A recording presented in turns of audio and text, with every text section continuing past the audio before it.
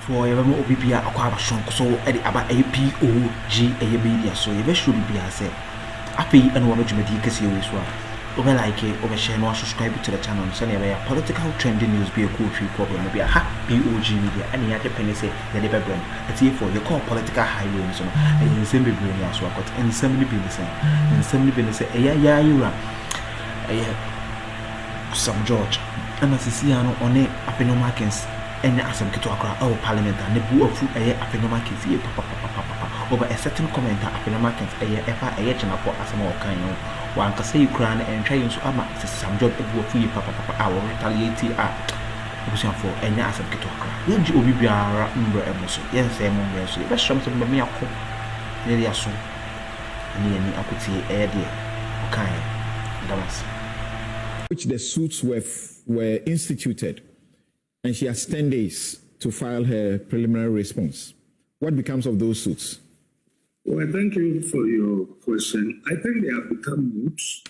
The Supreme Court does not exist, or any other court does not exist to give deal in academic matters. So if the real life issues were that the procedure had been truncated and had not been properly followed, and as usual, the press had interviewed so many lawyers who have brought in their perspective, and the president appears to have listened to those perspectives and therefore ratified what it was that was looking that bad and for what people were rushing to court has now been ratified. If you say that indeed the issues, the petitions ought to be referred to you for your inputs before the prima facie determination, that has now been done. So clearly, I believe that those cases have become moot. Right. Is it, from what you have heard from the presidency, is it really a matter of the presidency now listening and forwarding the petitions, or it is a case of, a premature preemption on the part of both the plaintiffs in the suit and the Chief Justice, the Honorable Lady Chief Justice, who wrote to the presidency on the 27th asking for copies of these petitions? Well, the Constitution guarantees the freedom of speech, and as you know, the press or the media exercise that freedom when these things appeared in the media. Yesterday, I was on one of your platforms, and I was saying that were those involved flying kites? Because they set up a panel for all of us, and we also who was going to be chairman, so and so and so. Again, even reading the law, they are not members of the committee. So what was all this? And the Chief Justice, I think, was right in saying that she has also read from the media the things that are going on. And if the thing concerns her, then she cannot keep mute. So I think the media somehow created the brouhaha by saying that the committee has already been set up and they are about to embark on the preliminary investigations. I'm not sure there was any report about a committee being set up. The presidency's communication was that the president had forwarded the petitions to the Council of State for consultation, pursuant to Article 146, Clause 6, which commands the president to consult with the Council of State in determining, not really in determining, okay, let's say because of a J-Chung, to determine a prima facie before the committee will be set up. So therein comes the question that they wrote to the Council of State on the 24th. And the Council of State wrote back consenting to the president. They wrote to the Council of State actually asking and seeking consent that they were to commence the process. And if the Council of State would approve, they would forward the processes to the Chief Justice. The very day the Chief Justice wrote is the very day we are told that the Council of State wrote back giving the consent. And then the next day, it is forwarded to the Chief Justice. Sammy, Samson, I'm aware you are very, very much aware about fake news. I think it's been one of your takes before. So I believe there was a lot of fake news all over the place. about the committee having been set up with the former Chief Justice of Akuffo, Aňǧrǐ, I mean, all kinds of names.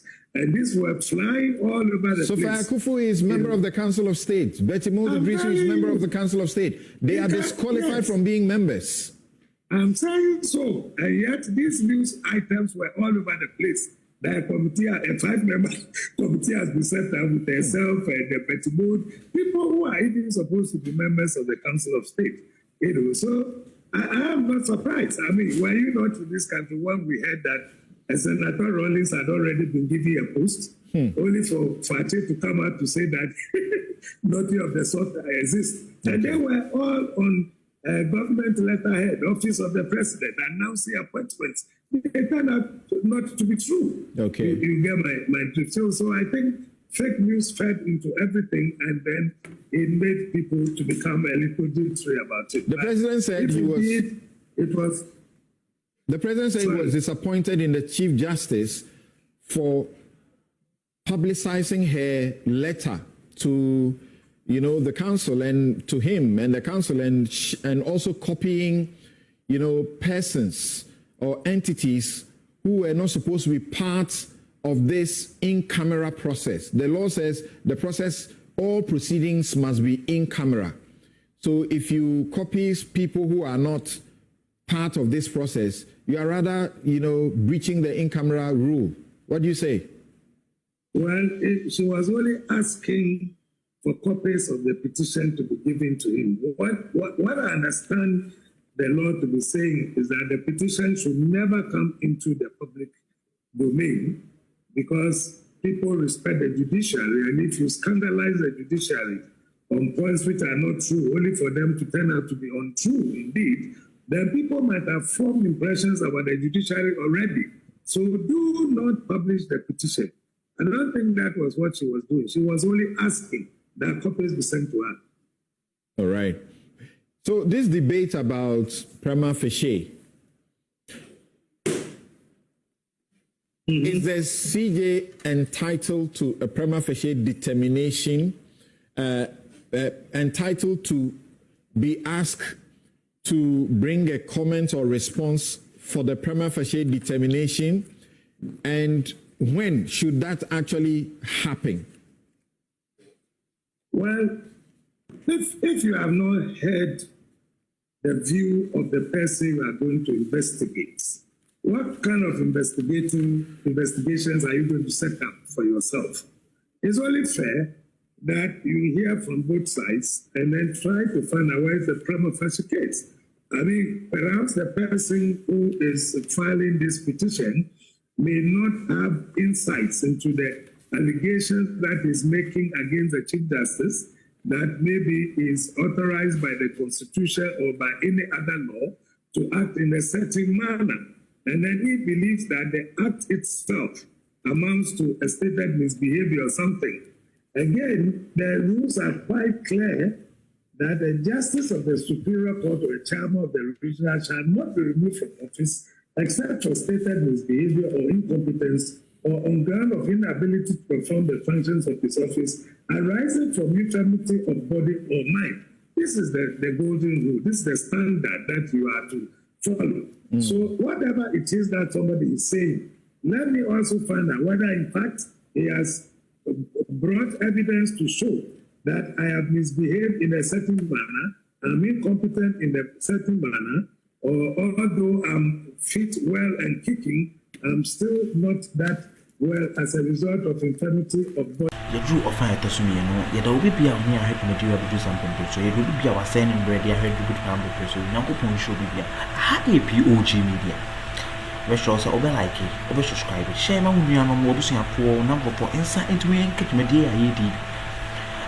Some George and any Ǎňđrǐ or A.Markins or some more kind or catch and say, Massa, it could be so over foul statement in the back and answer over patch to a Jinapor and Ǎňđrǐ or Cassell or Universal. A.Markins cry into me and Cassell, Paliament A.D. May so be my umbrella, Meshams and Mamiako, Nyakuti, and Twasso, Madamasi. Or might. So if you don't show these things to me for me to respond how would you then make a determination that the prima facie case has been made against me? And it's not only that, but the Aňģrǐ and the Tiger Eye Dairy cases all point to saying the same thing. That it's only fair. I mean, it's like saying common sense arising from natural justice that you're going to make a decision against somebody. That person is entitled to be heard. And just show me the petition. Let me see what the people are saying. Let me respond to them. That when I did this because I'm authorized by law as the head of the judiciary to take a certain step. And that is all I did in accordance with the Constitution. It's like saying we should not empanel the panel that will hear the matter because you are interested. And the law is that whether you are interested or not, it is your duty imposed on you by the Constitution to perform that duty. So you must. So those who have made the petition against it, what are the grounds for which they have made the decision? And if she has a say, a defense to show that, in fact, she has not indulged in any of the things they are talking about. That the Appropriations Bill 2025 be now read the third time. So, Speaker, I want to use this opportunity to thank honorable members for the cooperation and the support and for the diligent work done to see this budget process through. Thank you very much, Mr. Speaker. Honorable members, motion duly moved. Any seconder? Yes, Honorable Minority Chief Whip. Speaker, I rise to second the motion. Honorable members, motion moved and seconded, and it is for the consideration of the House. The question is, as many as are in favor of the motion number 35 on the main order paper at page 12, say aye. Those against say no. Honorable members, the ayes have it. The motion is accordingly adopted. An act to provide for the withdrawal of sums of money necessary to meet government expenditure for the 2025 financial year from the Consolidated Fund and other public funds and for related matters. Honorable members, the motion for the third reading. Honorable members, the Appropriation Bill 2025 is now read the third time and accordingly passed.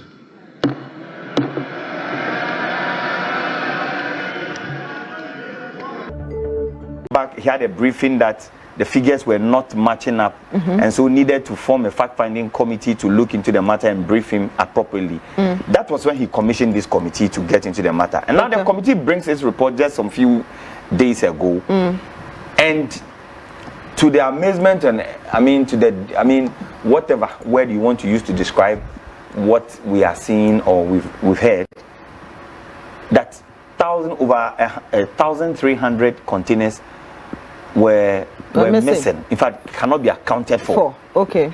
And so those who put these flyers on 1,357. If you check your TV screen, you see the correct figure or exact figure that had been put together by the committee. 1,357 missing. Clearly, in fact, they say it cannot be accounted for. And so indeed it's missing. And so whether they flew, yes, or they melted, whatever exactly. They are not there.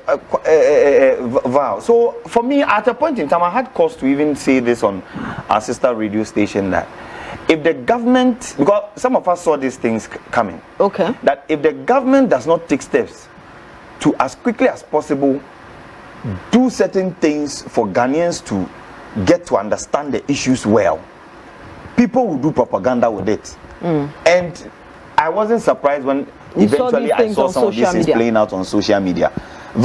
So the fact is that these containers were missing way back, or could not be accounted for way back. And indeed, some of the reports, apart from this, the fact-finding committee's report, there's been other revelations that have come out in these few days, even today. Yes, we've come across some of the evidences that have been played out in the media space and all that, clearly showing that these things started as far back 2019. Okay, let's listen to the Minister for Energy and Green Transition, John Abdullahi Jinapor, when he went to the port on the missing containers. Yesterday, when we visited the port, these are containers loaded with materials, cables, and other accessories. ECG has not been able to clear those containers. And so as we speak, we have 2,500 containers stuck there and stranded. And as they stay there, it attracts a lot of penalties and demurrage. And yesterday, the briefing I got is that so far, the demurrage alone is estimated at 1.5 billion. See, this is unacceptable. 1.5 billion cedis. This is unacceptable. The first question is that what led to this untenable situation? Why would ECG adopt that model? But what is even disturbing is that the briefing I got there is that people are stealing the containers.